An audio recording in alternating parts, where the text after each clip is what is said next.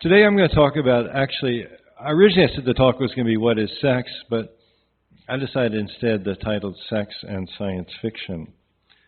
And I don't usually write out my talks, but I was a little uneasy about what I was going to say. So I wrote out a lot of my talks. And you can actually, when you get home and you want to see what I said, you can go online, and most of my talk is online on my blog, which is rudyrucker.com/blog. And so pretty much most of what I'm reading is going to be, you can find it on the blog as well. Let's leave these guys on for now, though. I think it's sort of boring if somebody actually projects an image of their talk while they're reading it to you. Somehow that doesn't seem to work. Science fiction is a mountain of metaphors, a fun house of crooked mirrors that give us new views of our actual world. From our genes' point of view, we're meat-based land crawlers to ride around in. I think of little double helices lounging in the hammocks of my cells. What makes us especially useful is that now and then we spawn off new land crawlers with copies of the passenger genes, carrying them ever forward through time. We're really like generation starships that the genes live inside. And they sort of encourage us to behave in certain ways, and one of the main things they want us to do is to reproduce. If living organisms weren't obsessed with sex, we wouldn't be here. If you think about it, each of us is a link in a chain of generations. We're like dangling dollies on a slimy macrame of 1 trillion umbilical cords. When you look at those Russian dolls, I always imagine, what if an umbilical cord connected each one to the one before? And if we weren't obsessed with sex, we wouldn't be here. Of course, we enjoy sex for more immediate reasons than reproduction. Erotic pleasure, the orgasm, and partnership bonding. The last one, I think, is important. That's why the other expression that we have for sex is making love. We're wired so that love grows from the sex act. If reproduction were the only reason for sex, you wouldn't be having so many orgasms. How many? Math time. Suppose you live to your 80s and that you have 70 years of sexual activity, which makes for about 3,500 weeks. If you're energetic enough to average 3 pops a week for 70 years, you're talking about something like 10,000 orgasms in your lifetime. All that brain flashing to bring forth at most a couple of kids. Ooh, Mommy, you mean you and Daddy did that twice? So how about science fiction and sex? Where have we been, where are we headed, and how much further can we go? One sex story I always think of is Samuel Delaney's I and Gomorrah. It's about a cadre of spacers who've been surgically altered, or really, I guess it's genetically altered, so that their crotches are as featureless as a plastic Barbie doll's, maybe with just this tiny little hole where they did the casting. Why did they do that to these spacers? Well, because of the amount of mutating radiation that the astronauts absorb in their space stations, it would be too dangerous to allow any possibility of them reproducing. Now, what makes the story cool is that there's people who are sexually obsessed with these Barbie smooth crotch spacers. And Delaney makes up a great word for these fetishists, calls them frelks, F-R-E-L-K. I've always liked that word. It's sort of like friendly and, I don't know, elk, frelk. So, in this context, I think of a kind of related story about people being sexually attracted to aliens. And I think the title of the story is And I Awoke and Found Me Here on the Cold Hills Side. And it's written by Alice Sheldon, one of the great woman science fiction writers. And actually she used to write under a man's name, James Tiptree Jr. I think, I'm not exactly sure why she did that. Maybe she felt it would be easier to get published, or she wouldn't be typecast. There's a famous essay by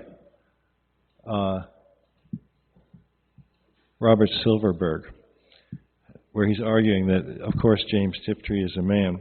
I'm going to turn this off. That flashing is bothering me. Upon seeing aliens in this story, the characters have this overwhelming sense of lust. And it sort of makes me think of how some of us react, like when you go to the Castro Street Halloween parade. I mean, you didn't realize you were so attracted to these 6-foot-tall, honking, loud brides, these guys in bride dresses. So it's the otherness. One reason attracted to sex with other people is because they're different. Gender isn't necessarily an issue.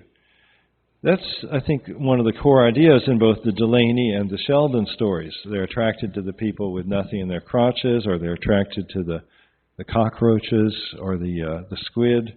Otherness is a turn-on. Now here, science fiction, a lot of times it's about our real world, but it's just we're sort of, letting science fictional things stand in for real world things. And if you think about it, any other human being is, for all practical purposes, an alien, because they're so completely different from you. They live inside a different skin, they have different memories, they're totally different from you on the inside. So when science fiction writers write about having sex with aliens, in a way they're just dialing up the strangeness of having sex with another human being. It's not just the difference that turns us on, because you don't so much want to have sex with objects or with animals. It's the idea that there's an intelligent mind inside the different body. Another mind that mirrors you, a mind that you can in fact pair up with for an endless regress of mutual reflections.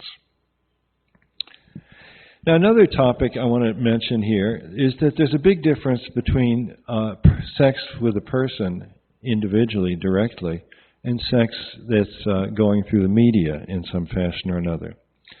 In sex with a person, you're talking about emotion, the positions of your limbs, physical touch across large skin areas, tastes, scents, and pheromones.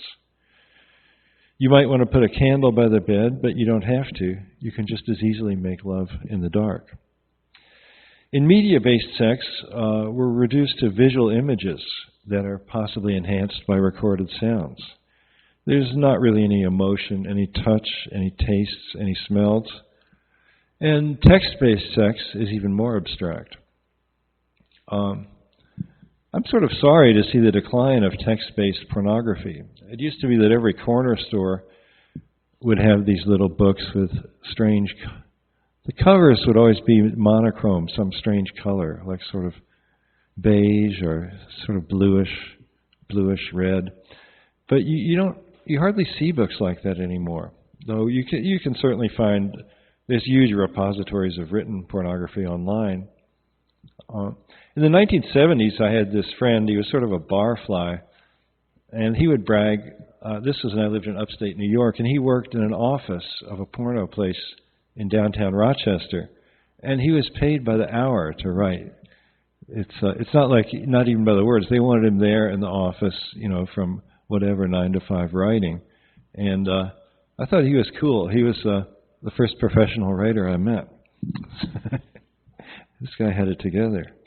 Coming back to the theme of sex with aliens a little bit, my novel, The Sex Sphere, features a giant ass from the fourth dimension. I read a little bit from that novel last night.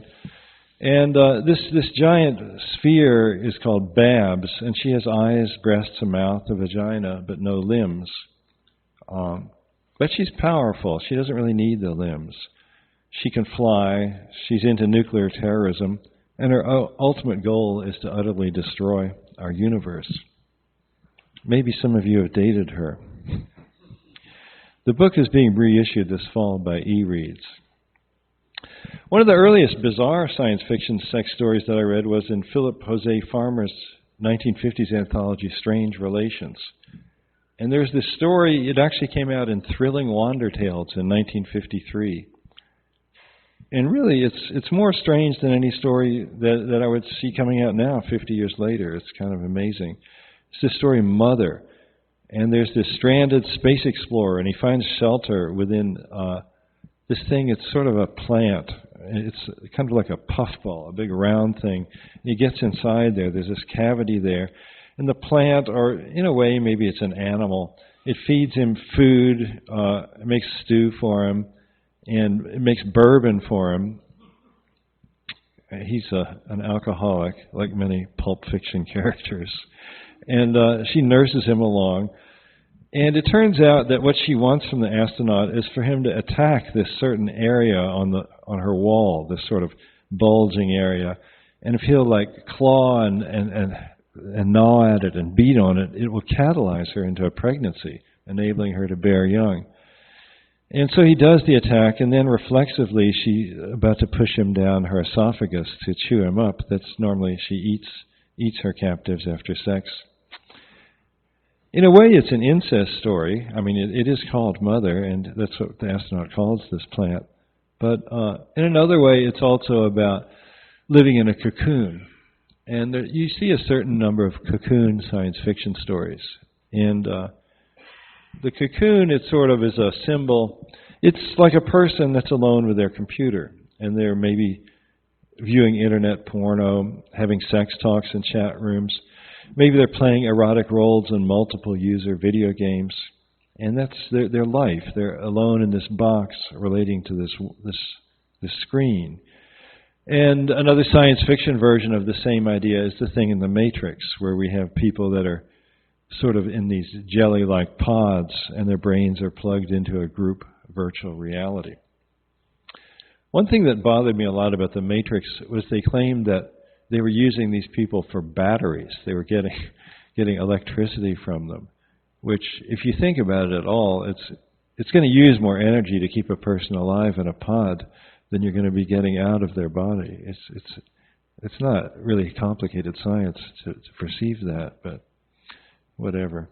It made a great visual, and the thing is, it resonates because that's sort of what it feels like sometimes if you're alone with your computer and you're talking to lots of other people that are alone with the computer, and you're together in some indeterminate space. Sometimes we call it cyberspace, the internet, the web, and that's this kind of virtual reality that you're generating together. These scenarios, in a way, I think they're sad. In Mother, the character at least has the ability to impregnate the blob. He can sort of claw at it and she gets pregnant. But what can you as an individual do to the internet? What can you do to some vast virtual reality that you're duped into spending all your time with? Well, at least in the case of the internet, you can do a little bit. You can post comments, you can upload videos, start a photo stream, run a blog. The internet, in many ways, turned out better than really anybody would have hoped. You would have kind of thought that some big company would own it, or the government, and people wouldn't be able to post whatever they wanted to. It's sort of amazing that it turned out the way it did. So it's this sort of publishing system where anybody can publish. But still, you're alone in your room, so if you're lucky, you can post something that will actually galvanize another human being into meeting you face to face, and maybe even having sex with you. It's always important to remember that computers are dead and boring compared to fellow humans. Even if there's a human on the other side of the computer output that you're interacting with, the machine is still between you. It's sort of like, it's almost like you're in a bathroom and there's this wall between you, and at most you have a glory hole in it, okay? But you're sort of cut off. For a little while, people were talking about having sex via the internet by means of computer-operated sex toys. And probably some of the other speakers will talk about that today. My sense is that it's doable, but who wants to bother? It's really the skin that matters, the breath, the human eyes, the emotion, the voice. That's what you're really looking for, is personal contact. As a partial improvement, though, as a science fiction writer, I do like to think about the possibility of remote sex. In my novel Freeware, I had sex toys that were made of this flexible and intelligent plastic that could move on its own. The stuff was, I called it piezoplastic, and it had become intelligent due to a wetware mold infection. And I think there was this one sort of blanket that this young guy, Randy Carl Tucker, spent a lot of time playing with, and her name was Angelica, with a K. And then his minister had a talking dildo whose name was Dr. Jerry Falwell. So he left the church rather than get up close and personal with Dr. Falwell. Bigger chunks of this fungus-dosed piezoplastic, they actually there's this whole series of books I wrote, the wares, software, wetware, freeware, and realware. And particularly in freeware and realware, there's these creatures, they're called moldies, and they're shaped more or less like humans, but they're made of this plastic that has this rich veins of fungus, sort of like blue cheese. And they smell sort of strange. The people that become sexually involved with them are called cheese balls. And it's risky hanging out with a moldy because what they like to do is stick a finger up your nose and break off a little chunk, what they call a sluggy, that then lives inside your brain and becomes sort of kind of like a modem or a remote or a wireless antenna. And then the moldy is able to control what you do.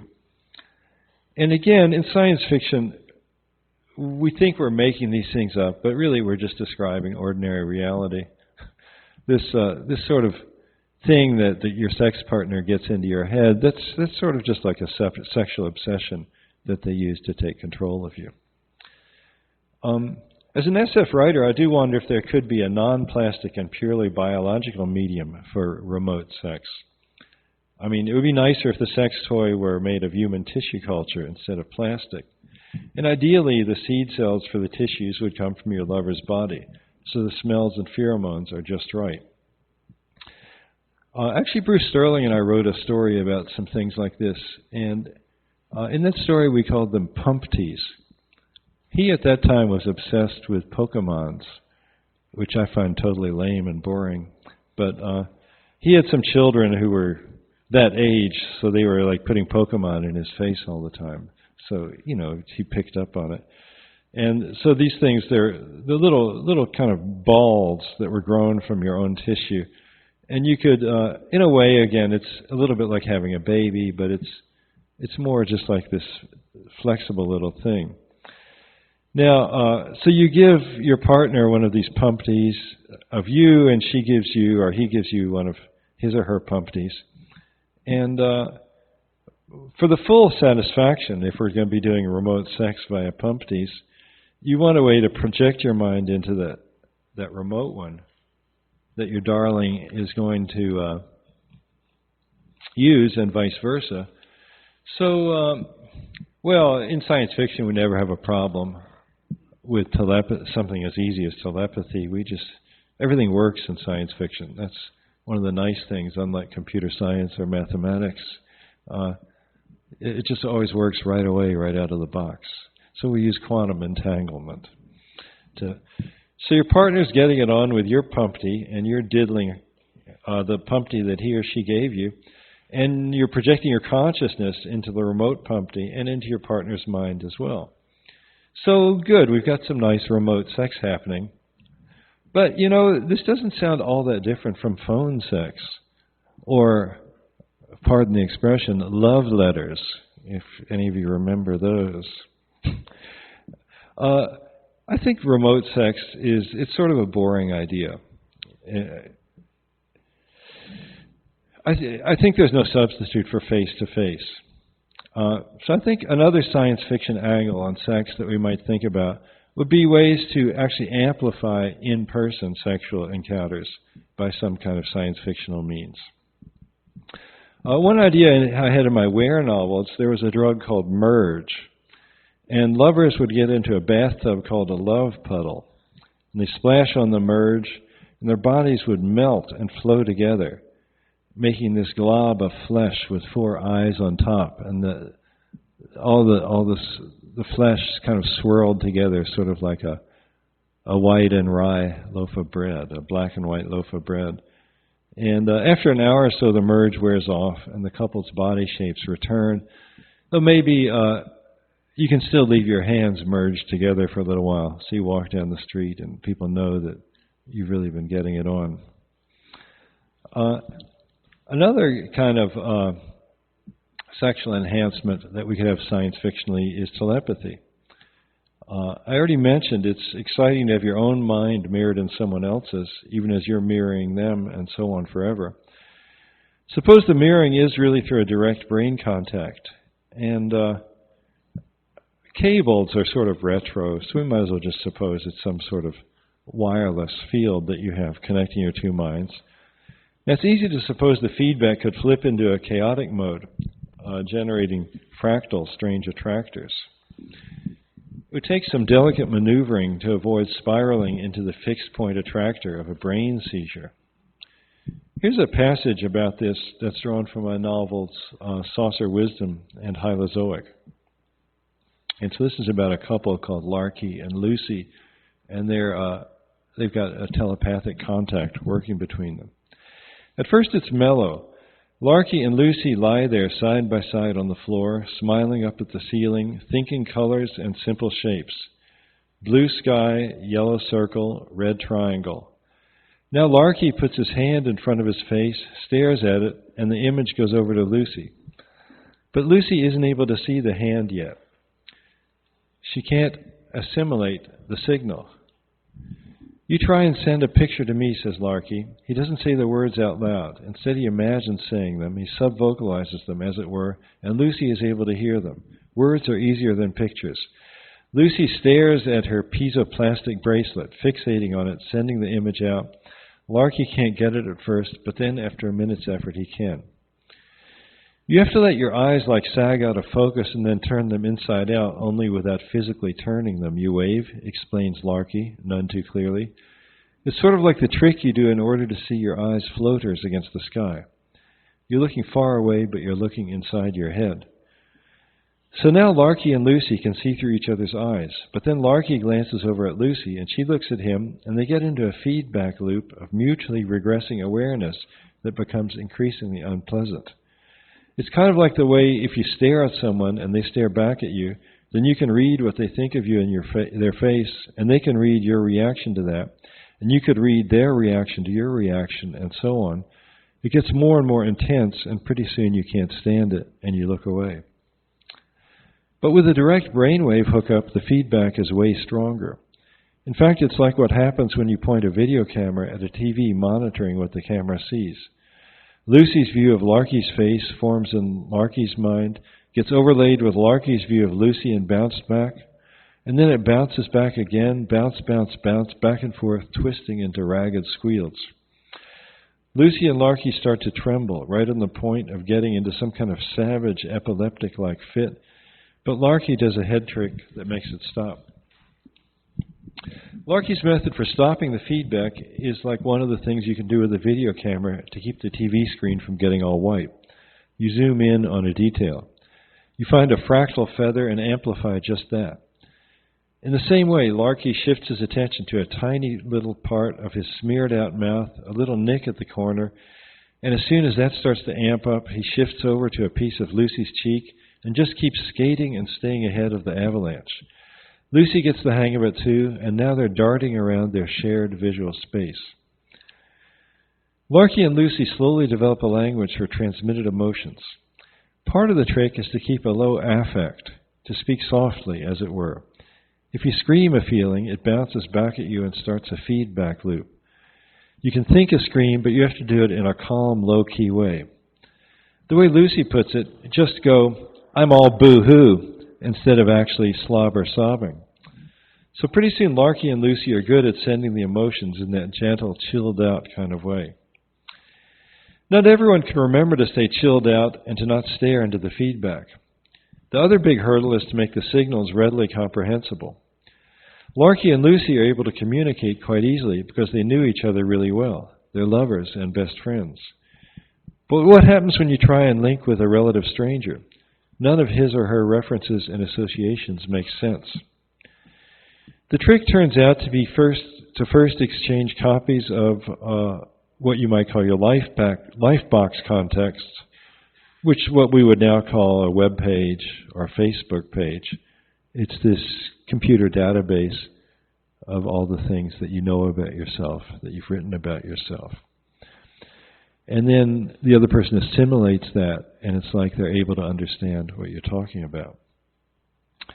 So as well as using analog signals from the superquantum brain sensors, you can use hyperlinks into the other user's context. The combination gives the effect of telepathy. Some couples become addicted to the dangerous intensity of skirting around the white hole of feedback, of bopping around right on the fractal edges of overamplification, on the verge of tobogganing towards the point attractor of a cerebral seizure. Fortunately, you can always shut off your telepathy. With practice, Larky and Lucy had learned to skate around the singular zones, enjoying the bright, ragged layers. So I see a real future in that. Really, one of the great pleasures of sex is getting close to somebody. So it seems like using telepathy to get closer would make it that much more intense. Though, as I say, there's a certain danger there of losing it in the feedback. Another, coming back to one of the things I mentioned right at the beginning, the notion of sex as being for reproduction. What a science fiction thing I've thought about is, what if you're producing something more than just a child? In a couple of my novels, I've had couples who somehow save our universe as a kind of side effect of their lovemaking, sort of like Father Sky and Mother Earth. It's an old legend that expresses something fundamental.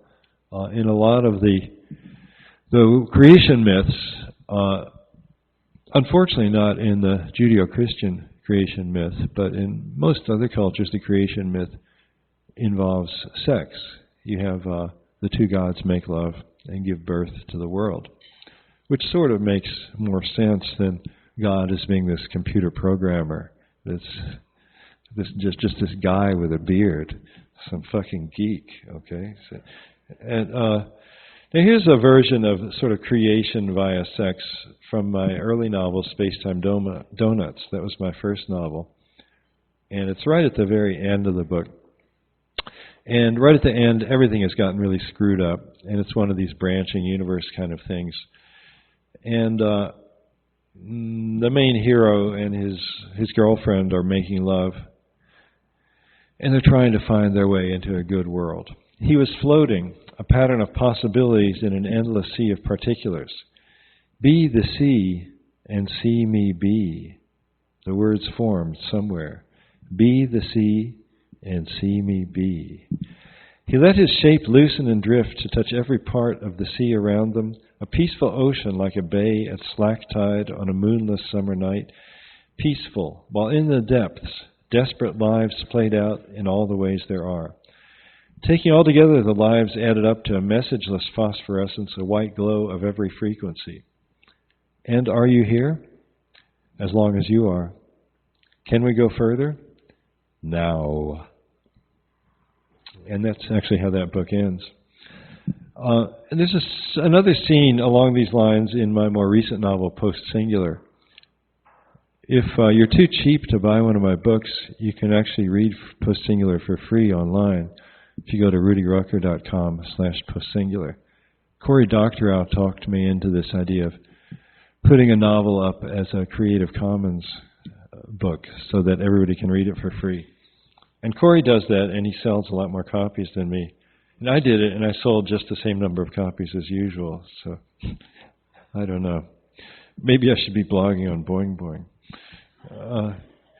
So here's this sort of sex creating the universe scene in Post Singular. It's not actually the universe that they're creating. They're trying to find this thing called the lost chord that's going to unfurl the eighth dimension and give intelligence to every object on Earth. They undressed and began making love. They had all the time in the world. Everything was going to be all right. At least that's what JJ kept telling himself. And somehow he believed it. He and Twee were one flesh, all their thoughts upon their skins. Their bodies made a sweet suck and push. The answer was before them like a triangular window. JJ had been too tense and rushed to teep the harp before, but now he could feel the harp's mind. She was a higher order of being, incalculably old and strange.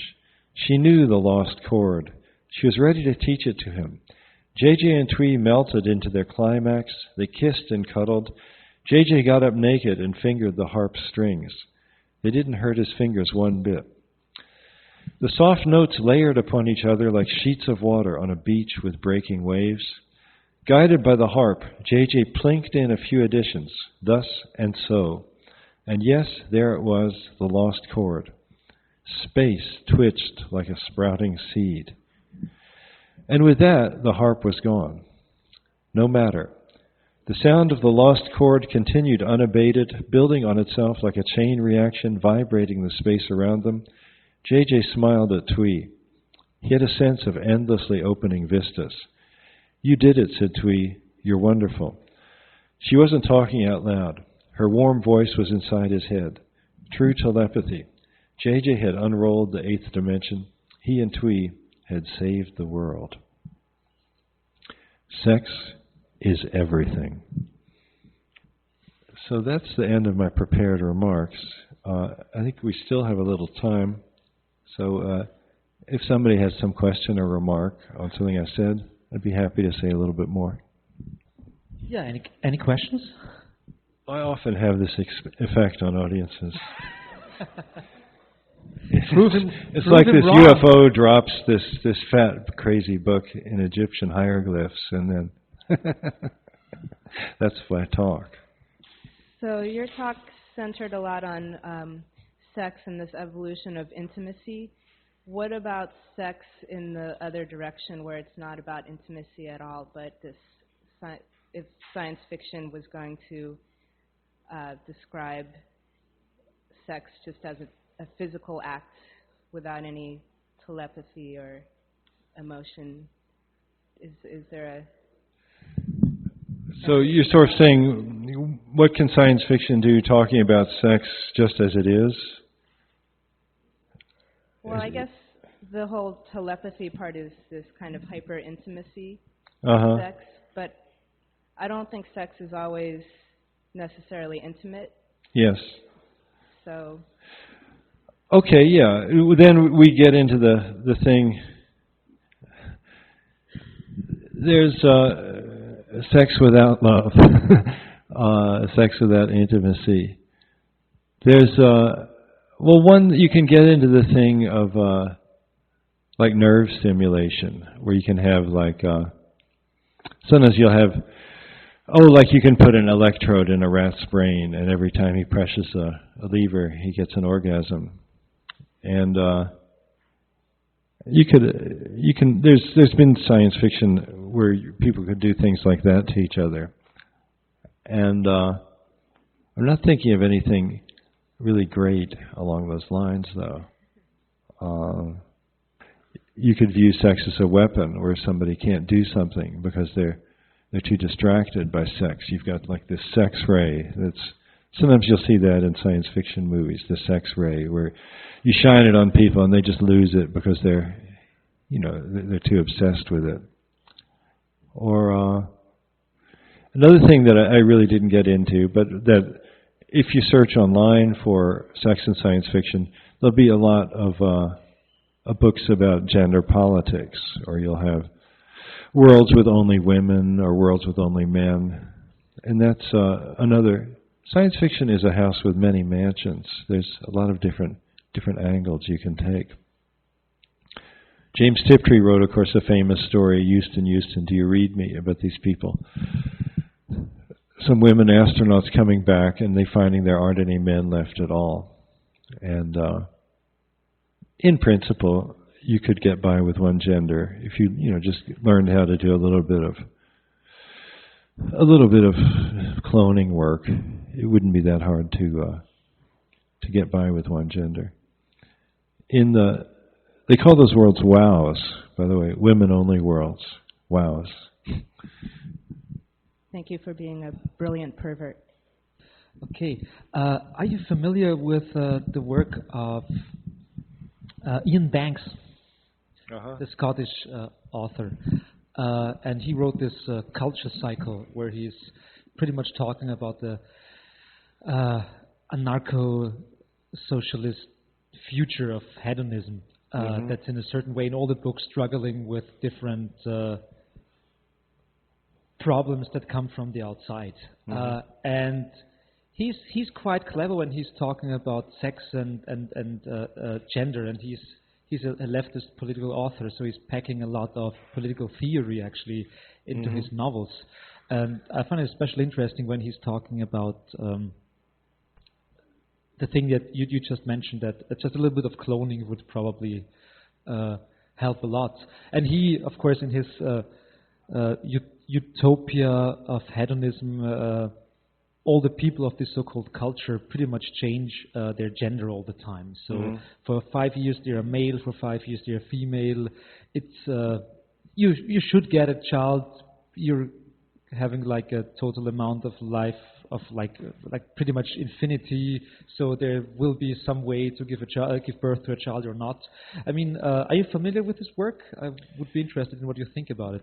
Well, that is a persistent science fiction theme of people readily changing their gender, and Ursula Le Guin wrote about it too, where it could be something that periodically changed, or you can do it at will. And certainly, I mean, living in San Francisco, people changing their gender, it doesn't seem that unusual or strange.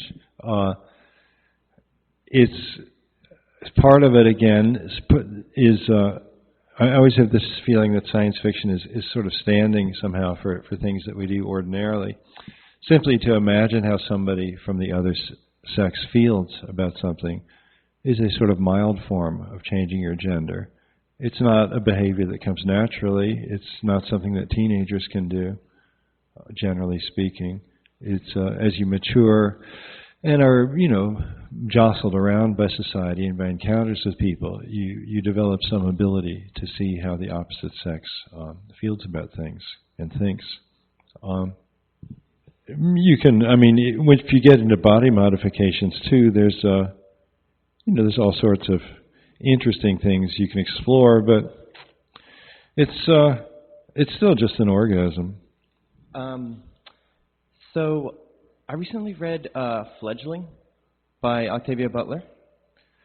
Octavia Butler's Fledgling? Yeah. Are you familiar with that? I don't know that book of hers, no. So I guess it's a vampire book, but it's kind of about symbiotic relationships. So the vampires have this like close symbiotic relationship with the humans they need, and they live in like little groups of like 5 or 8 people.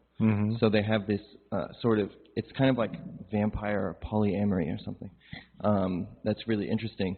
So I was thinking along the lines of that other question, if you might respond to how we might imagine, or how sci-fi might imagine, not, instead of just telepathy between 2 people, like what about, imagining new structures for relationships? What about telepathy between 10 people, sex between all of us in this room? That's another traditional theme. I mean, there's a couple of things. Like vampires, there's no end of stories about vampires. That's somehow, you always have to wonder when you see book after book about something like UFOs or vampires, what is it about this thing that so taps people's imagination? I mean, the Greeks had, their gods and so on, and we have the things that we're obsessed with, and vampires is one of them. And what is that all about, the vampire thing?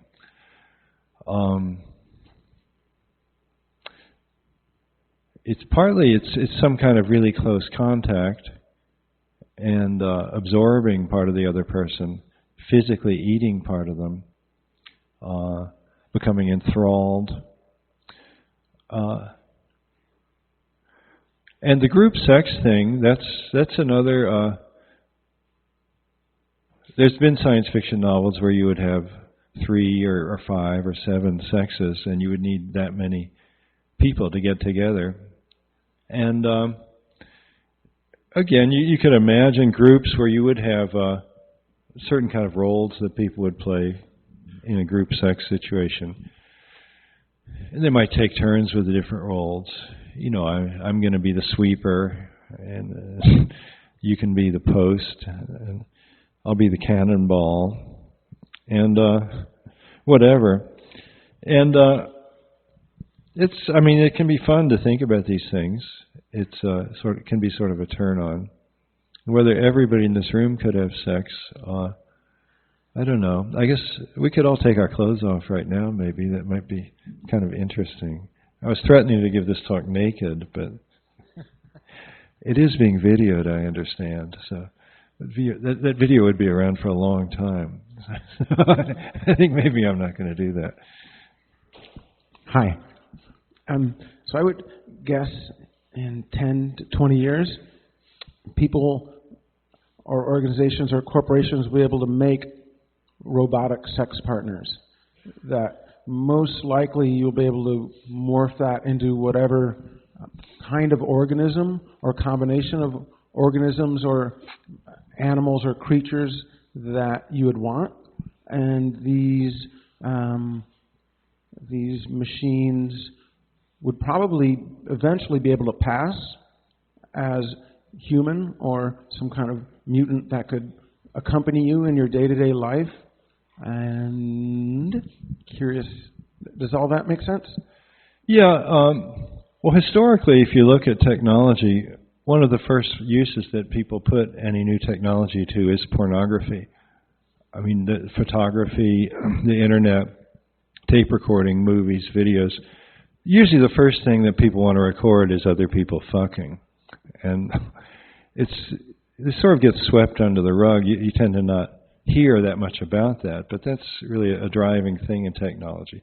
And it could be that the desire for love dolls would be the thing that might finally push robotics forward.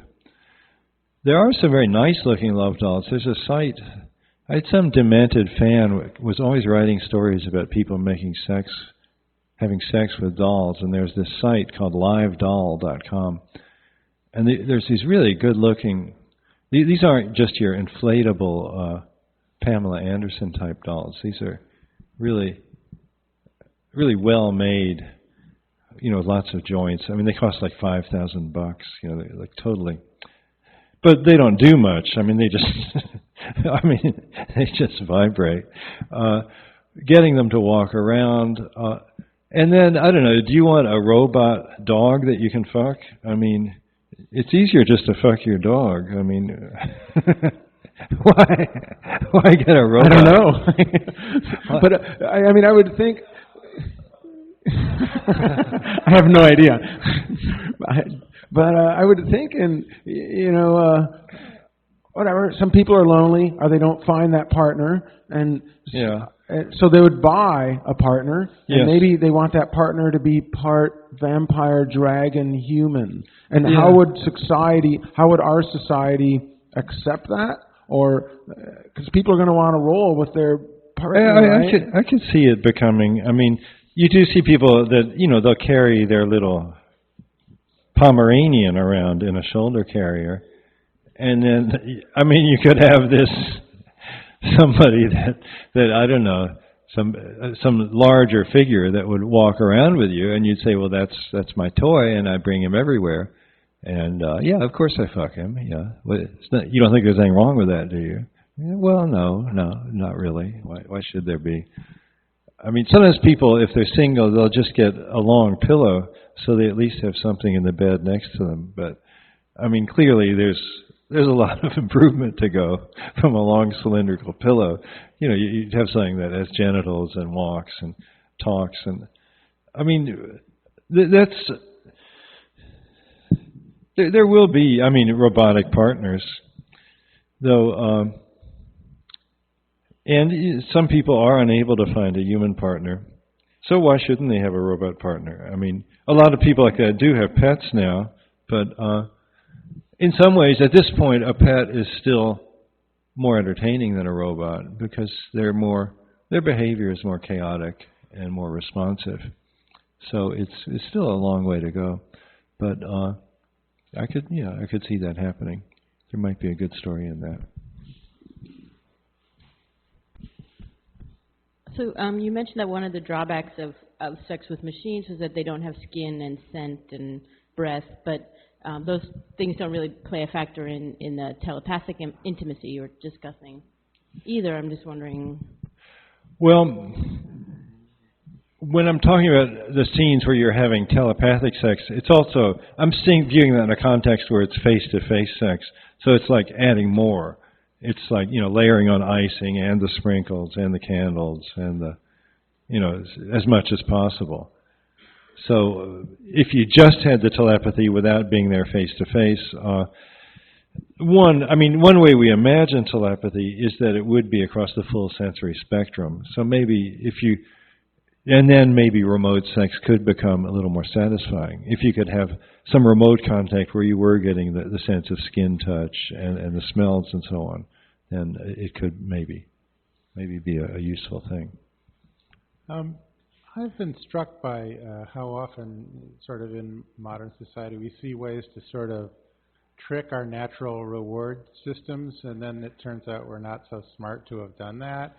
It's like people chew coca leaves harmlessly for thousands of years, and then you concentrate it into cocaine, and then all of a sudden you got trouble. Or, it's hard to eat so much fruit that you're really you make yourself sick and your teeth fall out and you get diabetes, but it's pretty easy to do that with sugar.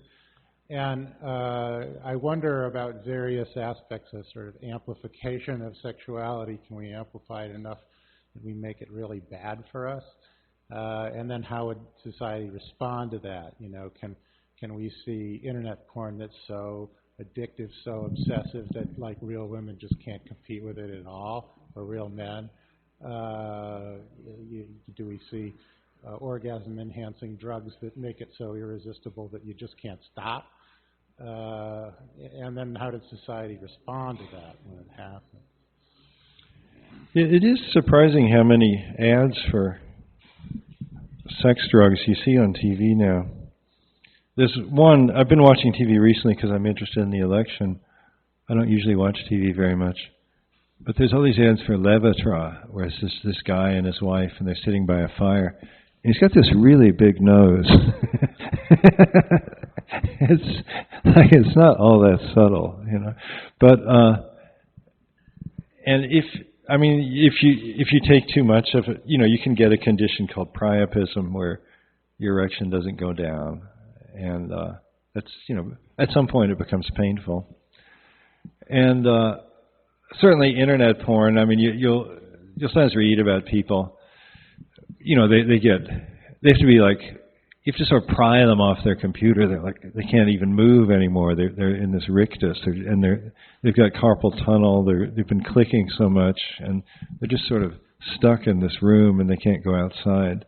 That's one of the human race's lovable tendencies, that we tend to overdo. If something's good, then there's always this tendency to want to do it way too much, and some people, they get sucked in, they fall by the wayside. So what does society do about that? Well, usually they punish the wrong people. That's usually what they do about it. Punish computer programmers or artists, cut the budget for art, whatever. So there's sort of nothing much the government can do in a general way to stop people from doing stupid, harmful things. That's sort of a self-limiting process in the end. You're trying with smoking, I guess. Yeah, smoking. Yeah. It's they discourage smoking, and smoking's very addictive. It's very, very hard to quit smoking. Okay. Science fiction, some of the science fiction you were talking about is sort of science fact. Certainly there are lots of people walking around with fleshlights. And I know that there are both men and women who are walking around in the United States today with electrostim toys and having orgasms as they walk down the street, sometimes induced by cell phones or other forms of devices. So a lot of what you're talking about is here somewhat for people experimentally. Mm-hmm. So your cell phone, your girlfriend, it rings the joy buzzer and she has an orgasm? Yeah, it's a TINS unit that I guess I've heard of that. Yeah. I mean, I mostly hang around with professors, so. And then there are probably 30 different models of commercial fucking machines out there. Oh, yeah, yeah. And at least a half a dozen reasonable sucking machines. Sure. And so, yeah. It's not so hard to see that constructed. You mentioned the sex dolls. The thing I loved about that story was that company had to respond to customer pressure and brought out a male sex doll. Uh-huh. And it was the women who wanted it. Uh-huh, uh-huh. Yeah, the live doll, the male version. There's a funny scene in, there's a new Coen Brothers movie, Burn After Reading. And it's set in the 50s, and there's this guy, I think he's played by George Clooney, and he's building this fucking machine for his wife. And then she finds out that he's having an affair. And so she takes an axe to the fucking machine. Or he finds out she's having an affair with somebody else, and he bitterly, sadly, with tears coming from his eyes, is chopping up the fucking machine. And there's this pathetic bright pink dildo. It's sort of darting up and out of this thing while he's chopping it with the axe. There's sort of the ever hopeful male element there.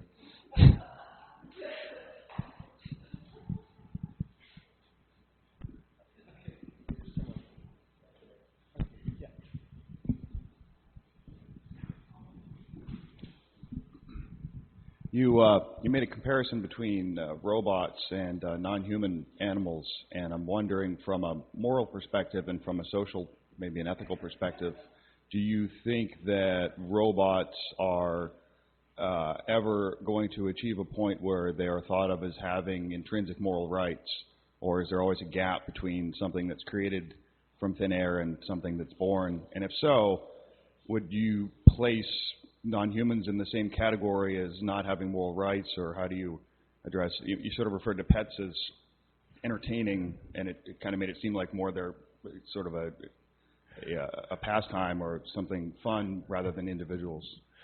Well, yeah, at present certainly animals are sort of higher on the chain of life-likeness than any robots that we've built so far. And but I think we will have human-like robots, and at that time we would be inclined to give them rights. I think it won't happen as fast as people have sometimes imagined it would happen. I think we're looking at 100 years, 200 years before we get anything that's reasonably good and convincing artificial intelligence. There was initially, I used to teach artificial intelligence classes in it. And before I actually taught the subject, I imagined that it was a lot more advanced than it is. And it's really just sort of a bag of tricks at this point. There isn't much of an underlying really good theory. I mean, there's some ideas about how we might go about a good theory, but it seems like there's still something kind of missing. And I don't see it coming together. Though you never know. Sometimes there's a breakthrough and things come together very rapidly all at once. But at the pace we're going now, I see it as taking another couple of 100 years. But certainly, I mean, when the day comes that you can't really, if you're talking to somebody over the phone, or you can't tell if you're talking to a person or a computer, you talk to them for quite some time, and the thing says, well, I like being alive, I don't want to die. I mean, at that point, you're getting to the point where you would say that you would really have a moral compunction not to go in there and, chop it up with an axe. Mm-hmm. I was going to say the Solaris question, referencing the old Tarkovsky movie, Solaris, from Stanislaw Lem's novel, that fundamental question of what does it mean to be alive. Right. Yeah, at this point, I don't feel guilty when I turn off my computer in the evening. But the day might come when you do. There's this book from David Levy. I don't know if you're familiar with it or not, but Love and Sex with Robots. And his projection, I think over-optimistically, is that we'll have people marrying robots by 2050. But, you know, one of the things he kind of pushes aside, introduces it briefly, and then pushes it aside, is, you know, what happens when they get self-awareness. Are they then due, you know, respect or rights or whatever to be recognized by the human population? So, you know, there's the possibility of genesis to or transition over to the Cylons, you know, revolting against human masters and other such stories with that. But the Levy book is certainly a good reference for people wanting some factual information in the background for their stories. Yeah, I'm glad you mentioned that. Yeah, Stephen Levy's, he's a very good writer. He actually is a staff writer at Wired now, I think. And he quote, "I hate science fiction." He might have said that. I don't know. I've met him a few times, and he never said that to me. But I'm bigger than he is. So I don't know. But yeah, Levy's a fascinating guy. And Love and Sex with Robots. Though, why would you marry a robot? I mean, you're just setting yourself up for alimony. I mean, you have to keep up its electrical bill. I mean, and what leverage does the robot have over you to make you marry it? I don't know. And actually, I have to add that there just recently a woman from Germany married the remainings of the Berlin Wall. So, I mean, you can pretty much marry whatever you like. What did she marry? It doesn't necessarily the Berlin Wall. Oh, the Berlin Wall. The remainings pretty of much course. of the Berlin Wall. There was a pretty interesting article about object sex. And how not object sex in a way of like that someone fetishizes an object. Real object sex, and it was quite fascinating. And one example was this woman from, I don't know, I guess from Kassel, or what, Norway? Norway, okay. Karen Harrison knows it, from Norway, who married the Berlin Wall. Okay, good. Maybe you have some insights about that, Karen. Okay. Later. You will be talking. Okay, good. Later. Okay. Well, that's, I think at this point we've reached the limit of my area of competence. So thanks for having me. So a big applause for Rudy Rucker.